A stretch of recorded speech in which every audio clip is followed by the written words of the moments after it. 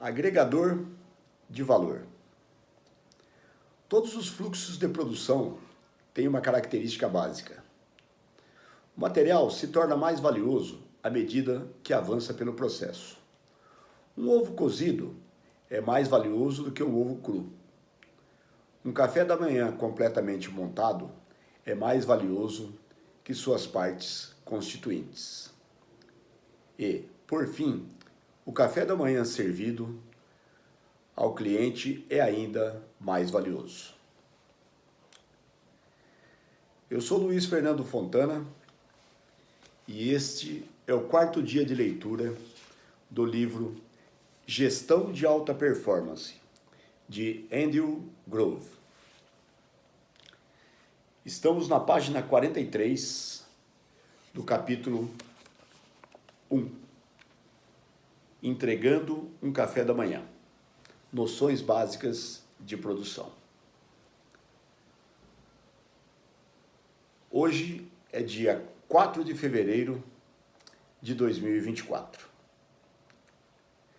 Retomando ao texto, este último, o café da manhã servido ao cliente, contém o valor percebido que o cliente associa ao estabelecimento quando decide entrar no café ao ver o letreiro Andes, o melhor café da manhã.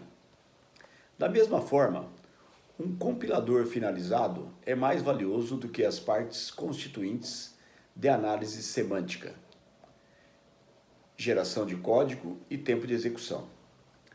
Assim como um recém-formado, a quem estamos prontos para fazer uma oferta de emprego, é mais valioso do que o estudante universitário que encontramos no campus pela primeira vez. Uma regra que sempre devemos ter em mente é detectar e corrigir qualquer problema de processo, de produção na etapa de menor valor. Uma regra que sempre devemos ter em mente é detectar e corrigir qualquer problema de um processo de produção na etapa de menor valor.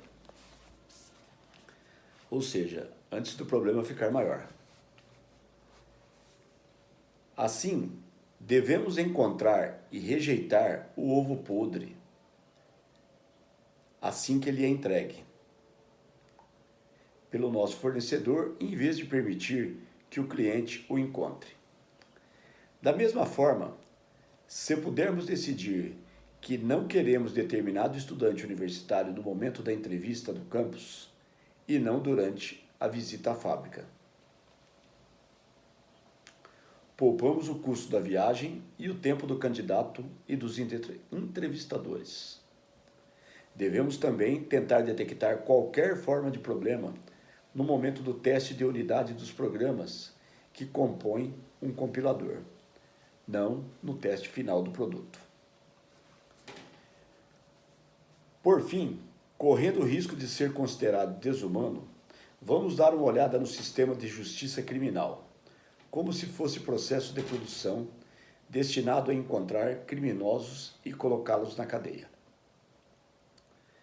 A produção começa quando um crime é informado à polícia, e a polícia responde à denúncia. Em muitos casos, nada mais pode ser feito além de algumas perguntas. Para os crimes aos quais a polícia dá seguimento, o segundo passo é investigar mais. Mas é comum o caso ser dado por encerrado por falta de evidências, por queixas que são retirados e assim por diante. Se o caso passa para a próxima etapa, um suspeito é detido e a polícia tenta encontrar testemunhas e coletar evidências na esperança de obter uma acusação judicial. Também acontece muito de não se chegar a uma acusação devido às evidências insuficientes. Para os casos que avançam no processo, a próxima etapa é o julgamento. Em alguns casos, o suspeito é considerado inocente. Em outros, o processo é indeferido. Mas quando o suspeito é condenado, o processo avança e a etapa da sentença e dos recursos para apelar à sentença. Às vezes, uma pessoa considerada culpada de um crime é sentenciada à liberdade condicional e às vezes a condenação é revogada em um recurso judicial. Para a pequena parcela restante, a etapa final é a prisão.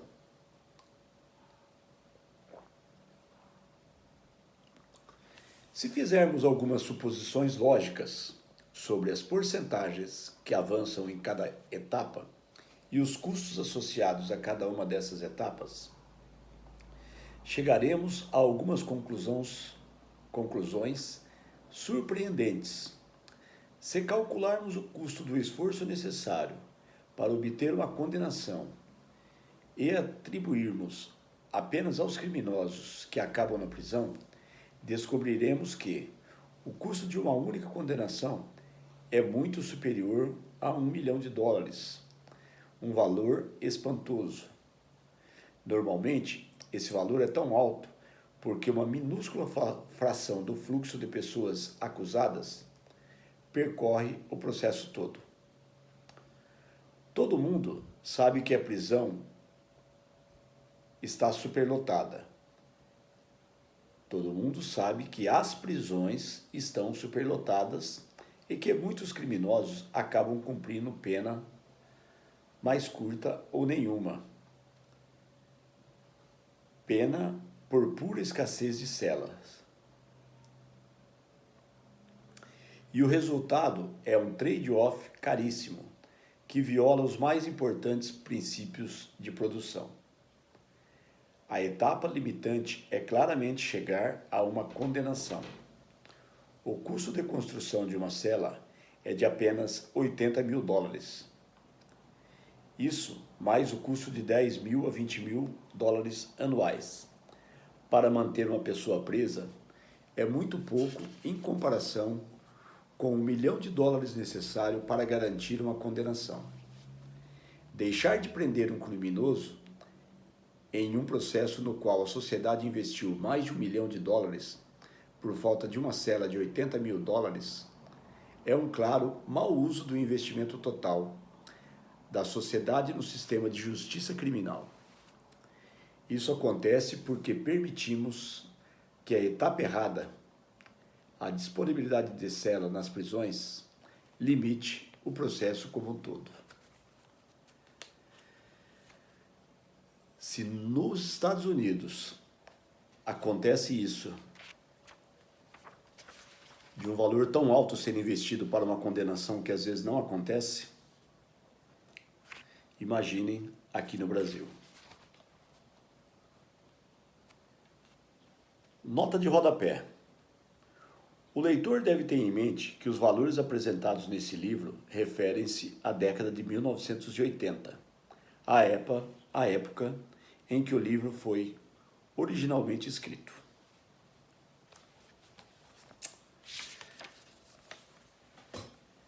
O desperdício e o mau uso dos recursos não estão só dentro de uma indústria. Estão em vários setores da economia. Vamos dar início ao capítulo 2. A gestão da fábrica de café da manhã. A importância dos indicadores.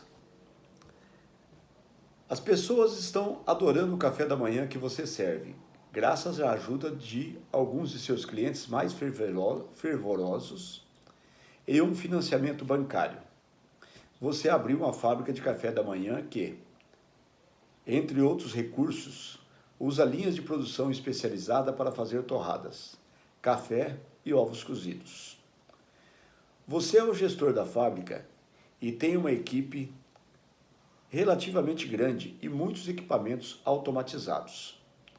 Mas, para garantir uma boa gestão de sua operação, você precisa de uma série de bons indicadores, também conhecidos como métricas. Agora, seu resultado ou output não é mais o café da manhã que você mesmo serve ao cliente, mas todos os cafés da manhã que sua fábrica entrega, os lucros gerados e a satisfação dos clientes. Só para avaliar seu output, você precisa fazer vários indicadores, aumentar a eficiência e o output. Você precisa ainda mais indicadores.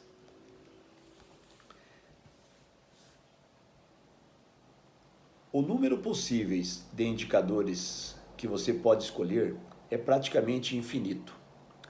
Mas para que um conjunto de indicadores tenha alguma utilidade, você deve direcionar cada indicador a uma meta operacional específica. Indicadores é algo que, para mim, sempre foi uma dificuldade. Sei da importância deles, mas eu tenho uma dificuldade muito grande em utilizá-los. Mas não é apenas o Andy Grove que fala disso. Muitos outros autores já me falaram sobre isso. Digamos que, como gestor da fábrica de café da manhã, você trabalhe com 5 indicadores para atingir suas metas de produção diariamente. Quais seriam esses 5 indicadores? Em outras palavras, quais 5 informações você precisaria saber todo dia ao chegar ao trabalho? Eu pensaria em alguns indicadores. Primeiro, é interessante saber a projeção de vendas do dia. Quantos cafés da manhã você planeja entregar? Para avaliar a confiabilidade dessa projeção, você vai querer saber quantos cafés da manhã entregou no dia anterior em comparação com quantos você planeja entregar. Ou, em outras palavras, a variabilidade entre seu plano e número real de cafés da manhã entregues do dia anterior. Seu próximo indicador-chave é o estoque de matérias-primas. Você tem ovos, pães e café suficientes para manter sua fábrica em funcionamento hoje? Se você descobrir que seu estoque é insuficiente, pode pedir mais. Se você achar que tem estoque demais, pode cancelar a entrega de ovos de hoje. Outra informação importante é a condição de seus equipamentos. Se algum equipamento quebrou ontem, você precisa que ele seja consertado ou precisa reorganizar sua linha de produção para cumprir suas projeções de hoje. Eu quero retomar só o parágrafo superior, aonde o autor diz: se você descobrir que seu estoque é insuficiente, pode pedir mais.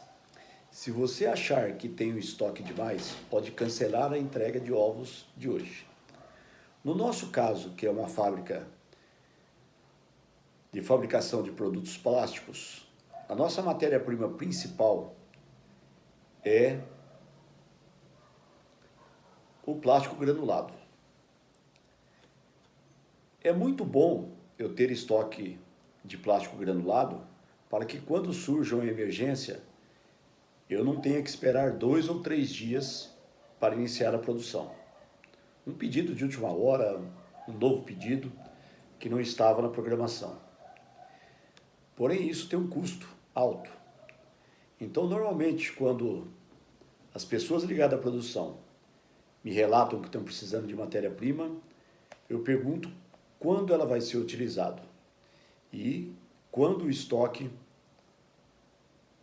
está previsto de terminar, para tentar comprar o mais próximo possível do início da produção. Só que isso é feito de uma forma quase que instintiva. Não é levado muito em consideração todos os dados que o cliente está fazendo aqui. Eu sim faço uma análise, mas uma análise superficial. E eu acho que ela precisa ser melhor feita. Retomando ao texto, Você também deve analisar sua mão de obra. Se 2 garçons faltaram ao trabalho, você precisa pensar em alguma solução para atender a demanda prevista. Você deve contratar garçons temporários? Deve tirar alguém da produção de torradas para trabalhar como garçom hoje? Por fim, é interessante ter algum tipo de indicador de qualidade. Não basta monitorar o número de cafés da manhã que cada garçom entrega, porque os garçons podem ter sido rudes com os clientes, mesmo servindo um número recorde de refeições. Como o sucesso de seu estabelecimento depende de pessoas querendo o que você tem para vender, é importante examinar o que os clientes acham do seu atendimento. Você pode pedir ao caixa que mantenha um registro de reclamações ao cliente. Se um de seus garçons provocou um número muito alto de queixas ontem, convém conversar com ele assim que ele chegar ao trabalho. Todos esses indicadores medem fatores essenciais para o bom funcionamento de sua fábrica. Se você analisá-los todos os dias em tempo hábil, pode fazer algo para evitar um problema potencial antes que realmente se tornar um problema ao longo do dia. Antes de ele realmente se tornar um problema ao longo do dia.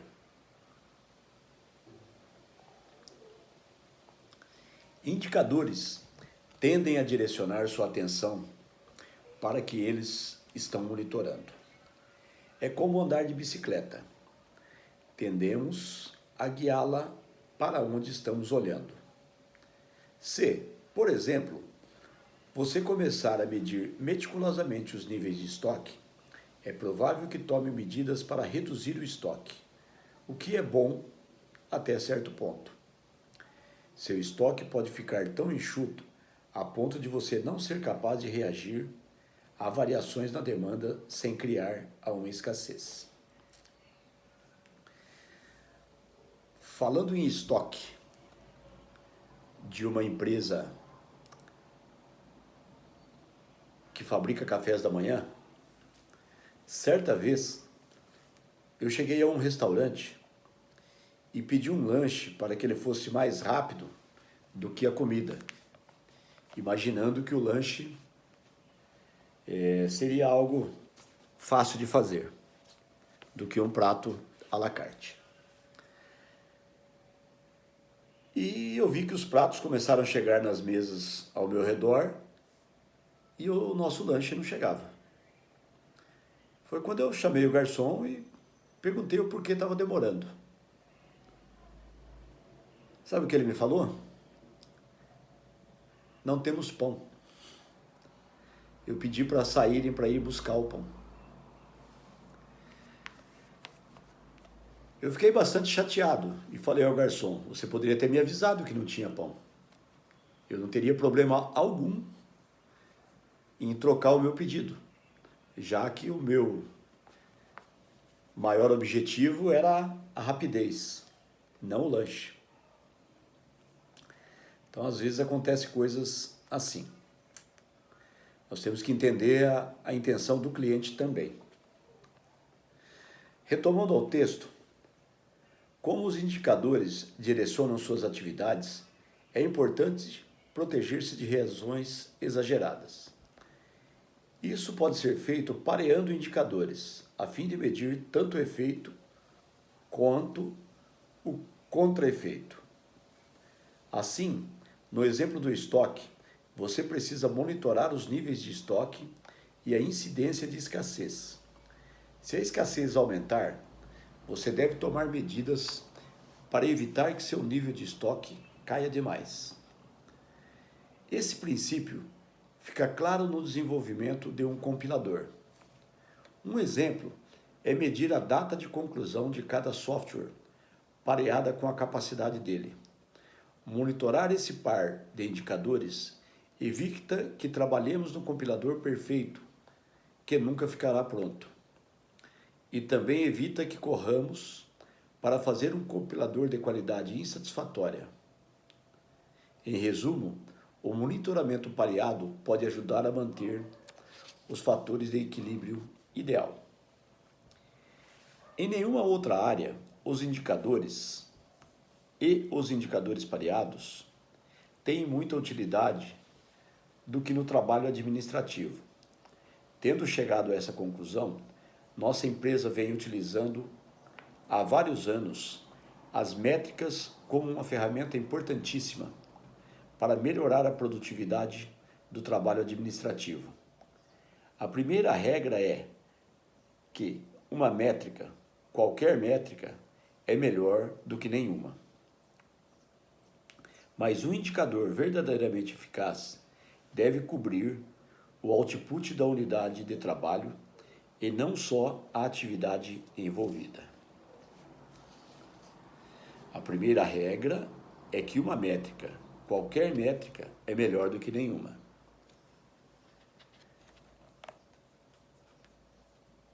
Antes feito ou bem feito do que perfeito. Por exemplo, é melhor avaliar um vendedor com base nas vendas que ele fecha do que com base nos telefonemas ou nas visitas ao cliente que ele faz. O segundo critério para definir um bom indicador é que o fator mensurado deve ser algo físico e contável. Os exemplos de boas métricas do output administrativo são mostrados no esquema a seguir. Como todos os indicadores listados são de quantidade ou de output, seus pares devem enfatizar a qualidade do trabalho. Desse modo, no departamento de contas a pagar, o número de notas fiscais processados deve ser pareado com o número de erros encontrados pela auditoria ou por nossos fornecedores. Ou, em outro exemplo, o número de metros quadrados limpos por uma equipe de limpeza deve ser pareado com uma avaliação, em parte objetiva, em que parte subjetiva da qualidade do trabalho realizada por um supervisor que trabalha no prédio. Chegamos ao gráfico. A primeira coluna é a função administrativa. A segunda coluna é o indicador de output no trabalho. Função administrativa, contas a pagar. Indicador, número de notas fiscais processadas. Função, equipe de limpeza, número de metros quadrados limpos. Função, vendas. Indicador, número de pedidos de vendas inseridos no sistema. Função, entrada de dados. Indicador, número de transações processadas.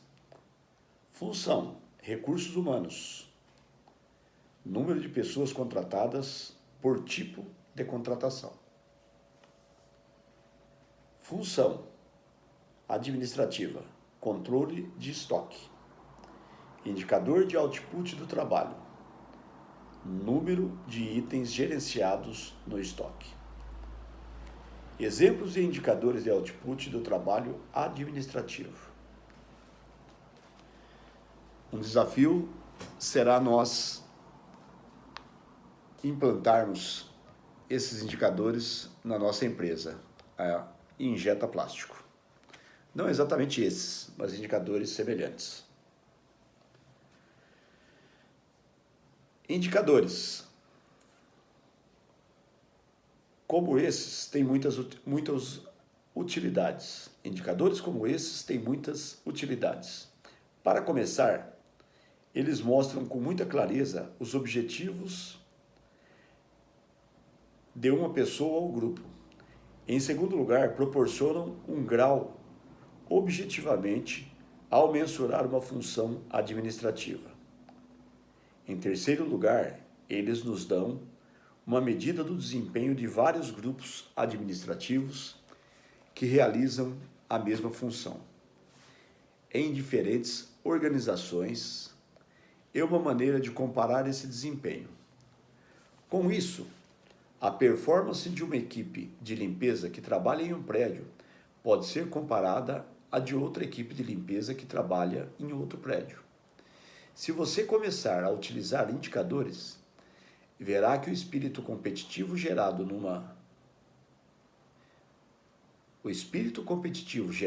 costuma ter um efeito eletrizante na motivação das equipes, além de proporcionar uma melhoria no desempenho.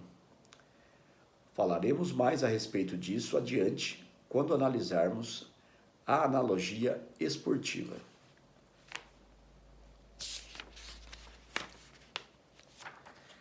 A caixa preta.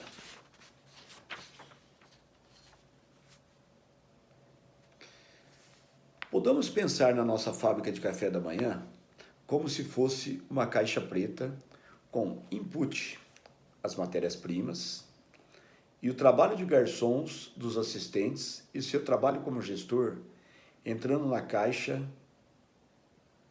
e o output, café da manhã, saindo da caixa, como mostra a ilustração da próxima página. Em geral, podemos representar qualquer atividade que se assemelhe a um processo de produção, com a mesma simplicidade de uma caixa preta.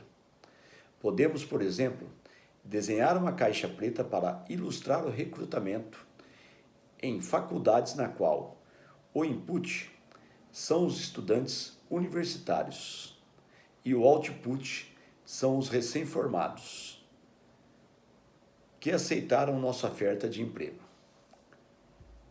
A mão de obra é o trabalho de nossos recrutadores nas faculdades e dos gestores técnicos que fazem entrevistas na fábrica. Da mesma forma, o processo de treinamento de vendedores também pode ser visto como uma caixa preta, sendo que o input são as especificações do produto e o output são os vendedores treinados. Nesse caso, a mão de obra é do pessoal de marketing e merchandising, que transforma informações brutas em ferramentas de venda.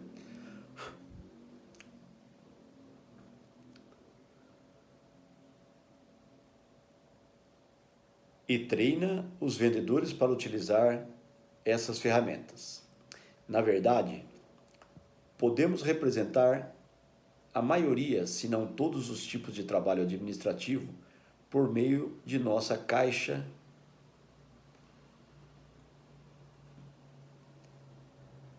Na verdade, podemos representar a maioria, se não todos os tipos de trabalho administrativo, por meio da nossa mágica caixa preta. Uma equipe responsável por cobrar os clientes tem como input as informações sobre o cliente, o que ele comprou, o preço do produto e os dados da remessa. E o output é a fatura final enviada ao cliente. Por meio de qual pagamento é recebido? A mão de obra é o trabalho de todo o pessoal envolvido. Então, o gráfico é um retângulo, onde entra a matéria-prima, entra a mão de obra e sai café da manhã. Essa seria a representação da caixa preta. A caixa preta especifica os inputs ou output e a mão de obra no processo de produção. Podemos melhorar nossa capacidade de administrar esse processo abrindo algumas janelas na nossa caixa, para vermos melhor o que acontece, espiando pelas janelas como ilustrado abaixo. Podemos entender com mais clareza o funcionamento interno de qualquer processo de produção e ter uma ideia pela qual será o output. A imagem vai ser difícil de eu conseguir descrever em palavras, mas acredito que dá para visualizar aqui. Quem estiver assistindo por vídeo sem o livro, basta dar um pause ali e tentar entender. Seria mais ou menos como você alimentar um funil de uma injetora e como estaria funcionando por dentro, quais seriam os tempos de cada processo até a peça sair na bandeja, no caso de uma fábrica de plástico. Os indicadores de direção permitem que olhemos pelas janelas da caixa preta, mostrando antecipadamente o que pode acontecer no futuro. Como esses indicadores nos fornecem tempo para que tomemos medidas corretivas, eles possibilitam evitar os problemas. É claro que, para que os indicadores de direção tenham alguma utilidade, você precisa acreditar na validade deles. Pode parecer óbvio, mas na prática não é tão fácil confiar nos indicadores. É difícil tomar providências importantes, dispendiosas ou desestabilizadoras se você não tem certeza de que tem um problema em mãos. Se você não se dispõe a agir de acordo com as informações de seus indicadores de direção, o único resultado do monitoramento desses indicadores é uma grande ansiedade. Desse modo, você deve confiar nos indicadores que escolher, para que, efetivamente, tomem providências sempre que eles soarem um alerta.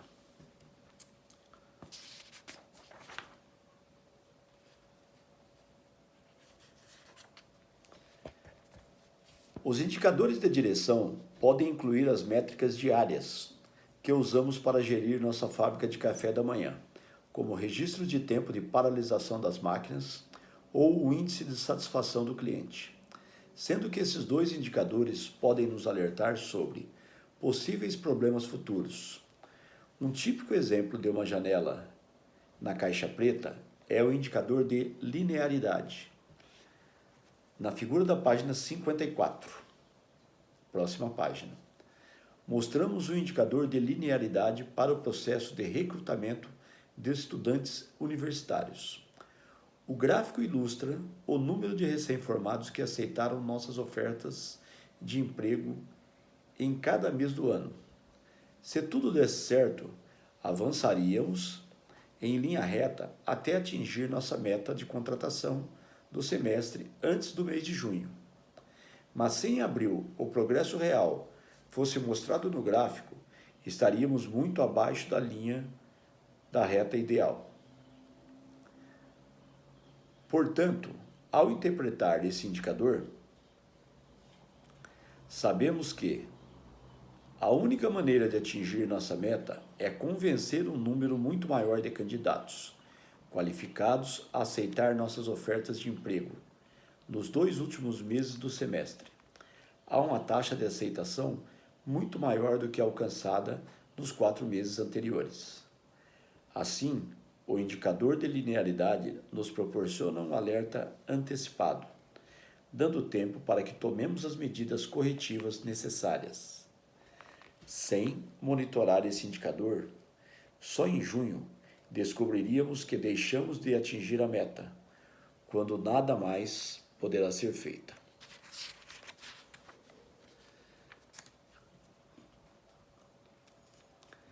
Agora um gráfico com um indicador de linearidade. Número de recém-formados que aceitam as ofertas. Não tem valores, mas ele cresce. Ele teria que crescer mais ou menos numa linha de 45 graus e em abril, como o autor disse na página anterior, ele está bem abaixo, chutando aqui a uns 30 graus mais ou menos. Então, para ele conseguir atingir até junho, ele teria que acelerar muito mais agora essa contratação. Bom, chegamos à página 54 e 35 minutos já de leitura. Como eu sugeri a alguns, eu tenho que ler bem pausado aqui para que a dicção fique bem clara, ou a mais clara possível. E eu recomendo que quem estiver assistindo por vídeo e acompanhando no livro, que coloque na versão velocidade 1.25, que aí vai durar menos de 35 minutos e vai dar uma boa compreensão.